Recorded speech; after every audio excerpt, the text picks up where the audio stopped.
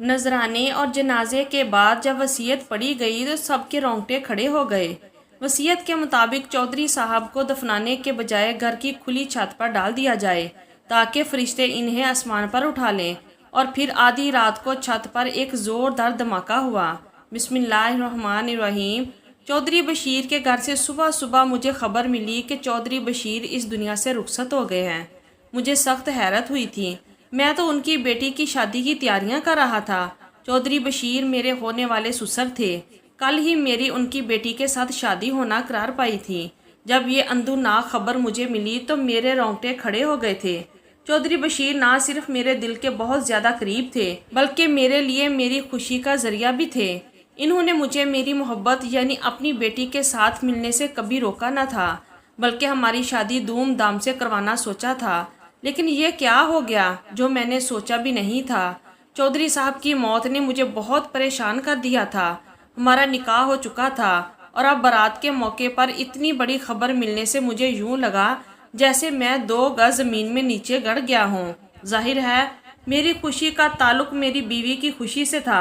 जब तक मेरी बीवी खुश रहती तो मैं भी खुश रहता, लेकिन अब तो वो भी उदास हो जाती। यूँ मैं समझ गया था कि मेरी ज़िंदगी के सबसे खूबसूरत दिनों पर मेरे ससुर की मौत का साया पड़ चुका है। लेकिन मुझे इस वक्त इस बात से ज़्यादा चौधरी साहब के दफनाने की फ़िक्र थी। उनके कफन दफन के इंतज़ामात करना मेरे लिए सआदत का बायस था। इसलिए मैं सबसे पहले उनके घर पहुंचा। मैंने जाकर कब्र वाले को पैसे दिए और कहा कि वो किसी मुनासिब जगह पर कब्र खोदे और कब्र 3 गज से कम हरगिज़ ना हो। मैंने इसे खुली कब्र बनाने का कहा था। शायद ये मेरी अपने ससुर के साथ मोहब्बत थी, बल्कि अवालहाना मोहब्बत थी, जो मैं ये सब कुछ करने पर मजबूर हो गया था। लेकिन मेरे दिल में बहुत सारी बातें थीं जिन्हें मैं दबाए हुए था।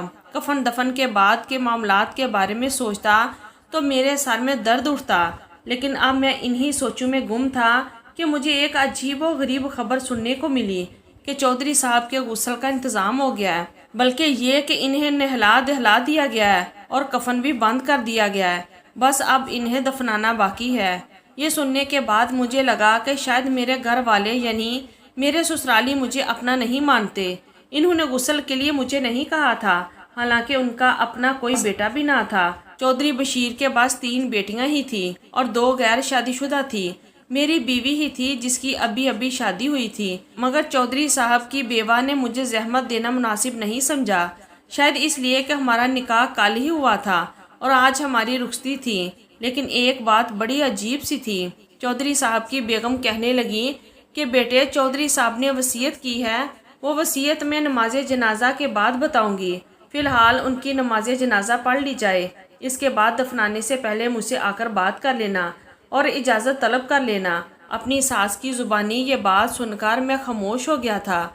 मुझे नहीं पता था कि मेरे ससुर ने क्या वसीयत की होगी। बहरहाल नमाज जनाजा पढ़ा दिया गया था। मेरी सास ने एक रुका भिजवा दिया जो हमारे पड़ोसी अरशद के हाथ में था।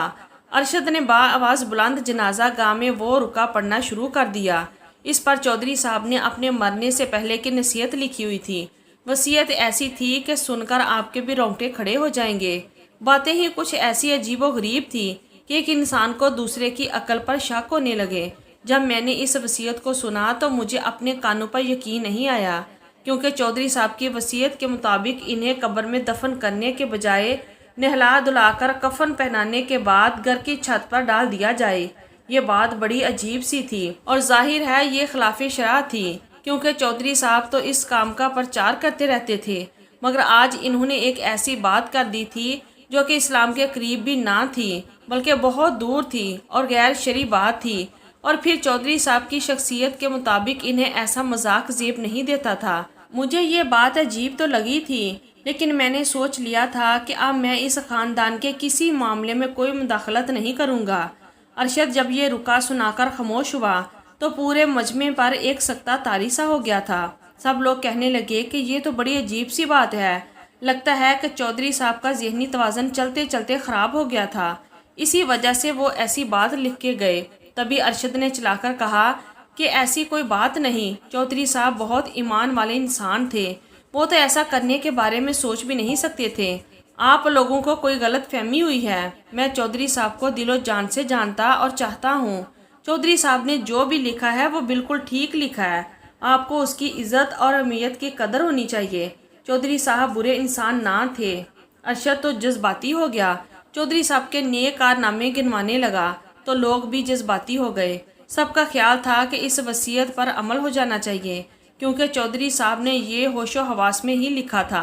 उनके घर वालों ने भी इस वसीयत की तस्दीक की थी। अब जाहिर है हम ये तो नहीं कह सकते थे कि चौधरी साहब की इस बात को मुकम्मल तौर पर रद्द कर दिया जाए, क्योंकि चौधरी साहब ना सिर्फ ये कि बहुत ही पुख्ता ईमान के इंसान थे, बल्कि वो लोगों की मदद भी किया करते थे। मगर अरशद इस मामले में बढ़ चढ़ कर हिस्सा ले रहा था।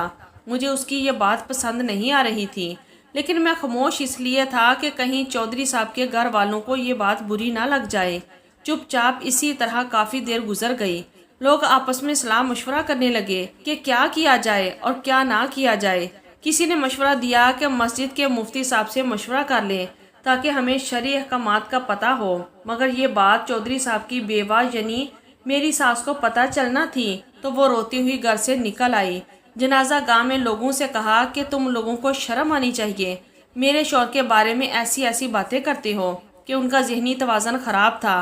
वो तो बहुत ही अच्छा और नेक इंसान था, उसने कभी भी मुझे दुख नहीं दिया। तुम लोग ऐसी ऐसी बातें करके उल्टा मेरे लिए मुसीबत खड़ी कर रहे हो।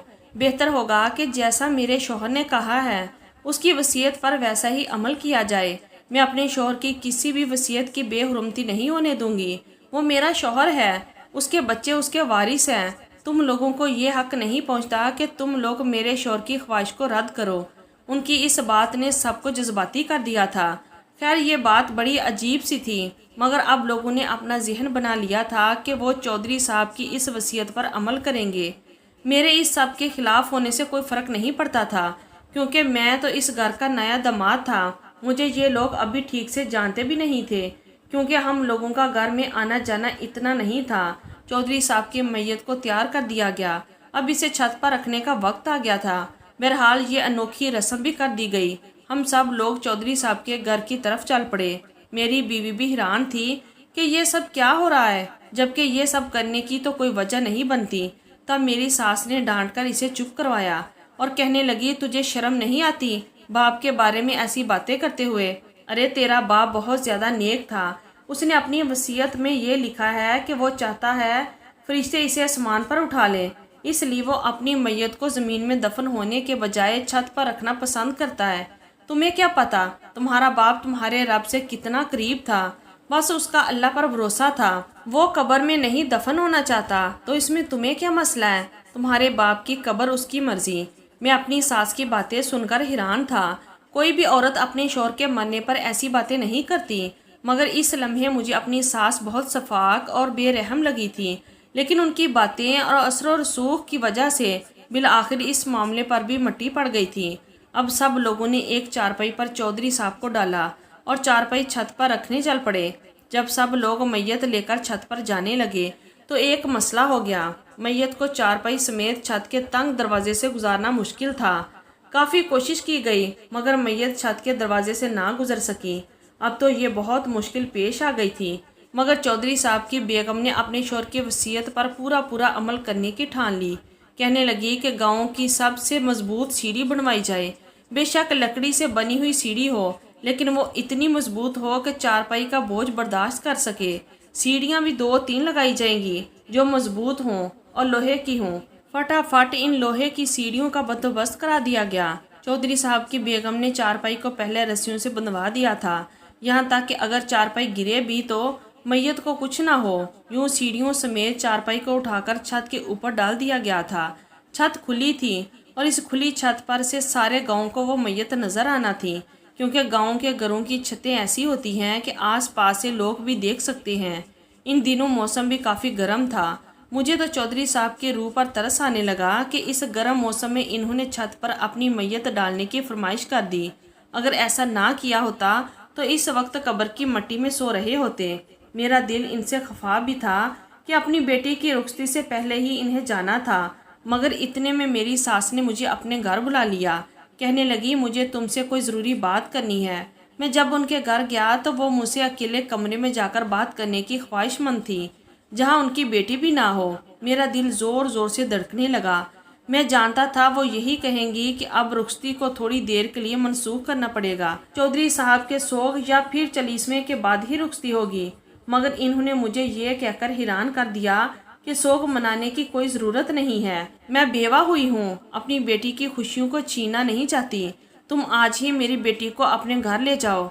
रुखसती की कोई ज़रूरत नहीं है। मेरे पास अब इतना हौसला नहीं रहा कि मैं अपनी बेटी की रुखसती करूं।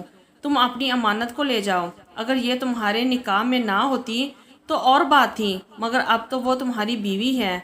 मैं इसे अपने घर कैसे रोक सकती हूँ? तुम अपनी बीवी को अपने घर ले जा सकते हो। इस बात ने मुझे खुश भी किया था और हैरान भी। मेरी सास को अपने शौहर का या तो गम नहीं था या तो फिर वो हमारे रास्ते में नहीं आना चाहती थी।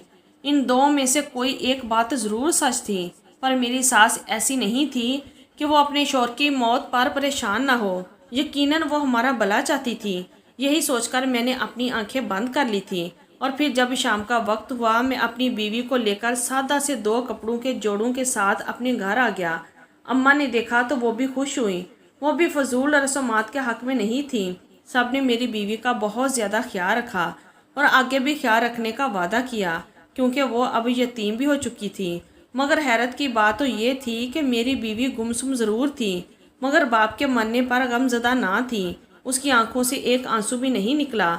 इस बात ने मुझे हैरान कर दिया और साथ ही मुझे तो जस्स में भी डाल दिया। साथ ही साथ वो कहने लगी कि अब्बा की मैयत छत पर रखी है, मुझे उसकी फ़िक्र हो रही है। गर्मियों का मौसम है, अब्बा कैसे छत पर रहेंगे? उनकी रूह को तकलीफ़ होगी। जाहिर है बेटियां तो अपने बाप के बारे में ऐसा ही सोचती हैं, मगर मैं नहीं समझ पा रहा था कि आखिर चौधरी साहब ने ऐसी अजीबो गरीब फरमाइश की ही क्यों? इस वसीयत की ज़रूरत क्या थी? कहीं ऐसा तो नहीं कि उनसे ऐसा कोई गुनाह सरजद हो गया हो कि अब अल्लाह के अजाब से, कब्र के अजाब से बहुत ज़्यादा खौफजदा हो गए थे जो इन्होंने ऐसी अनहोनी वसीयत कर दी। मेरी बीवी खुद भी इस बात पर परेशान थी, रोए जा रही थी। आखिरकार उसका रोना निकल पड़ा। वो परेशान थी, रो रो कर उसकी आंखें सूज गई थी, गला बैठ गया था।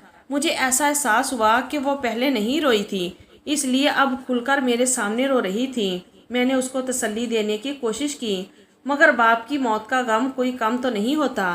कहने लगी, मैं हर रोज़ जाकर छत पर अब्बा की मैयत को देखूंगी कि फरिश्ते इन्हें उठाकर ले जाते हैं या नहीं। अल्लाह करे अब्बा के साथ अच्छा मामला हो। मेरी बीवी ने मुझसे कहा कि वो अपने अब्बा के घर जाकर कुछ दिन रहना चाहती है। मैं इसे मना नहीं कर सकता था। इसके बाप की मौत का मौका था, इसीलिए मैंने इसे इजाज़त दे दी कि ठीक है, तुम जितने दिन चाहो अपनी वालदा के घर रह सकती हो। मगर अगले ही दिन एक अजीब बात हुई थी। मेरी बीवी अपने घर गई, अपनी अम्मा से कहा कि मैं कुछ दिन आपके पास रहना चाहती हूँ। माँ ने अपनी बेटी को साफ साफ मना कर दिया कि तुम यहाँ नहीं रह सकती, तुम जाकर अपने शौहर के घर रहो तो बेहतर होगा। ये सुनकर मुझे और मेरी बीवी दोनों को ही बहुत हैरत हुई थी, क्योंकि ऐसा तो नहीं हो सकता था कि माँ अपनी बेटी से दूर रहने का कहे। मैंने तो दिल में यही ख्याल किया कि वो अपनी बेटी का घर बसाना चाहती है, मगर असल बात कुछ और थी जो इतनी अनहोनी थी जिसके बारे में आप सोच भी नहीं सकते। शाम का वक्त था, मैं अदनान की दुकान पर गया। वहाँ पर मोहल्ले के 2-4 मोतबर आदमी बैठे हुए थे। मैंने उनकी गुफ्तगू सुनी तो मुझे मालूम हुआ कि यहाँ तो बात ही मुख्तलिफ है। लोग चौधरी बशीर के बारे में मुख्तलिफ किस्म की बातें कर रहे थे। कुछ कहते हैं कि चौधरी साहब ने जो वसीयत की थी कि उनकी मैयत को घर की छत पर रखा जाए, वो तो इन लोगों ने कर दिया, मगर मैयत को आसमान पर तो नहीं उठाया जाना था। जाहिर है ये एक बचकाना सी बात है। मैयत अभी तक इधर ही पड़ी हुई है, आखिर कभी तो इसे कब्र में दफनाना ही पड़ेगा। चौधरी साहब की बेगम को इस बारे में सोचना चाहिए। बल्कि वहाँ बैठे बुजुर्गों ने मुझे मशवरा भी दिया था कि मैं अपनी सास से बात करूँ कि ये सब कुछ करने के बजाय अल्लाह ताला के अहकामात को माने और अपने शौहर की रूह को तकलीफ़ न दे। मरते मरते अगर उनसे गलती हो गई तो कम से कम उनकी बीवी को इस गलत बात में उनका साथ नहीं देना चाहिए। ये उनके लिए तकलीफ दह होगा।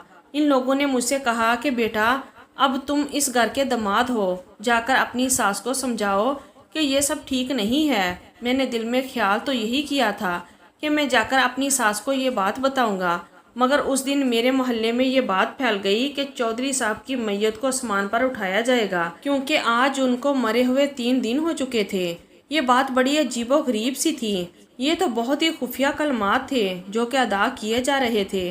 مجھے اس بات نے دکھی بھی کر دیا تھا کہ لوگ اتنے توہم پرست ہو گئے ہیں، مگر میرے پاس میں کچھ بھی نہیں تھا۔ میں نے سوچا کہ اب اپنی ساس سے بات کرنے کا کوئی فائدہ نہیں، آج تیسری رات بھی گزرنے دو، اس کے بعد جا کر اپنی ساس سے کہوں گا کہ وہ یہ غیر شرعی کام نہ کرے اور اسے باز آ جائے۔ مگر اس رات ایک عجیب واقعہ ہوا جو کسی کے وہم و گمان میں بھی نہیں تھا۔ گاؤں کے لوگ تاک لگائے بیٹھے تھے کہ کس طرح دیکھیں کہ میت کیسے اوپر اٹھتی ہے، آسمان سے کون سا فرشتہ آتا ہے جو اس میت کو اوپر اٹھا کر لے جائے گا۔ جہاں تک کہ لوگوں نے انتظار کرتے کرتے رات کے 2 بجا دیے تھے۔ رات کا وقت بھی گزر چکا تھا، صبح ہونے میں کچھ ہی وقت باقی تھا۔ لوگوں کا شوق زور پکڑتا جا رہا تھا، کیونکہ لوگ دیکھنا چاہتے تھے کہ چودھری صاحب کی میت کے ساتھ کیا ہوگا۔ لیکن اسی وقت ہماری آنکھوں کے سامنے ایک زوردار دھماکہ ہوا۔ یہ دھماکہ اتنا پرزور تھا کہ سب کی چیخیں آسمان تک گئی تھیں۔ سب لوگ اس اچانک حادثے کے لیے تیار نہ تھے، مگر یہ دھماکہ چھت کے عین قریب ہوا تھا۔ اس دھماکے نے سبھی کو پریشان کر کے رکھ دیا۔ آواز اتنی زوردار تھی کہ گاؤں کے آخری کونے تک بھی گئی ہوگی۔ سب لوگ حیران پریشان تھے کہ یہ کیا ہوا۔ ہر طرف افراتفری مچ گئی تھی، لوگ ادھر ادھر بھاگنے دوڑنے لگے تھے۔ سب نے اپنے اپنے گھروں کی راہ لی تھی۔ لوگوں پر ایک خوف وراثت طاری ہو گیا تھا۔ لوگ کہنے لگے کہ چودھری صاحب کی قبر کے ساتھ تو بہت عجیب معاملہ ہو گیا ہے، کیونکہ اس سے پہلے آج تک ایسی کوئی چیز ہمیں دیکھنے کو نہیں ملی۔ لیکن چودھری صاحب نے جو کہا تھا وہ پورا بھی ہو گیا۔ یہ خبر تو صبح ہوتے ہی گاؤں میں پھیل گئی تھی کہ کیا چودھری صاحب کی میت اب ان کی چھت پر نہیں ہے، بلکہ وہ آسمان پر اٹھا لی گئی ہے۔ میں تو اس خرافات پر یقین نہیں رکھتا تھا، لیکن ہاں یہ بات ضرور تھی کہ اب چودھری صاحب کی میت اس چھت پر نہیں تھی۔ ان کے گھر کی چھت خالی ہو چکی تھی اور چودھری صاحب کی بیگم بھی مطمئن تھی۔ کہنے لگی کہ اللہ تعالیٰ نے میرے شوہر کی سن لی۔ میں ان کی طرف دیکھتا تو مجھے حیرت ہوتی۔ اب تو مجھے اپنی ساس پر بھی شک ہونے لگا تھا۔ 2 ہی دن گزرے تھے، میرا شک یقین میں بدل گیا۔ ہم لوگ صبح صبح اپنی ساس کے گھر گئے۔ میری بیوی اپنی ماں سے ملنا چاہتی تھی، تبھی ایک بڑے سے تالے نے دروازے پر ہمارا استقبال کیا۔ گھر کا دروازہ بند ہو چکا تھا، اس پر تالا لگ چکا تھا۔ میری بیوی کے بہن بھائی اور اس کی والدہ یہاں سے جا چکے تھے۔ میں نے اسے حیرت سے دیکھا اور پوچھا کہ یہ لوگ تمہیں بتائے بغیر کہاں چلے گئے؟ اس نے بھی لا علمی کا اظہار کیا۔ کہنے لگی یہ بات تو مجھے بھی نہیں معلوم کہ کیا ہوا، یہ لوگ کہاں چلے گئے ہیں۔ میں نے کہا ہمیں گاڑی والوں سے پتہ کرنا چاہیے۔ لاری اڈے پر پہنچ کر ہمیں اس گاڑی کا پتہ چل گیا جس نے چودھری صاحب کے خاندان کو صبح گاؤں سے اٹھایا تھا۔ یہ لوگ ایک دن کے لیے تو کہیں نہیں گئے تھے، اپنا سارا سامان وغیرہ باندھ کر گھر کی بجلی تک کاٹ کر گئے تھے تاکہ کہیں بجلی کا بل نہ آ جائے۔ اس بات نے مجھے حیران بھی کیا تھا کہ آخر انہوں نے اپنی بیٹی کو تو اس بارے میں آگاہ کرنا چاہیے تھا، مگر ہم بھی صبح صبح ہی گئے تھے۔ ہمیں وہ گاڑی مل گئی جس پر چودھری صاحب کا پورا خاندان جا رہا تھا۔ میں نے اپنی بیوی کو منع کر دیا کہ ان پر ظاہر نہ ہونے دینا کہ ہم ان کا پیچھا کر رہے ہیں، بہتر ہے کہ ہم چھپ چھپ کر ہی ان کے ساتھ چلیں۔ میری بیوی نے مجھ سے وجہ پوچھی تو میں نے کہا کہ اگر وہ تم پر اعتبار کرتے ہوتے تو تمہیں اپنے فیصلے سے آگاہ ضرور کرتے۔ ضرور وہ تم سے کچھ چھپا رہے ہیں، اسی لیے تو انہوں نے یہ سب کچھ کیا ہے تاکہ وہ تمہیں اپنے آپ سے دور رکھ سکے۔ میری بیوی یہ سن کر بڑی افسردہ سی ہو گئی، مگر اسے میری بات کی سمجھ آ گئی تھی۔ ہم لوگوں نے چودھری بشیر کی بیوہ اور بچوں کا پیچھا کیا تو وہ لوگ ایک بڑے سے بنگلے میں داخل ہوئے تھے۔ یہ بنگلہ نیا تھا اور ایک ایسے شہر میں تھا جو ہمارے گاؤں سے بہت زیادہ دور تھا۔ ہم ایسا سوچ بھی نہیں سکتے تھے کہ زندگی میں اتنے دوغلے لوگ بھی ملیں گے۔ چودھری صاحب کو شرمندہ کرنا تو بنتا تھا۔ ہم نے انہیں وہاں جا لیا، نہ ہی ان کی موت ہوئی تھی اور نہ وہ اس دنیا سے گئے تھے۔ وہ تو بس ایک ڈرامہ تھا جو اپنے بینک سے ڈکیتی کو چھپانے کے لیے کیا تھا۔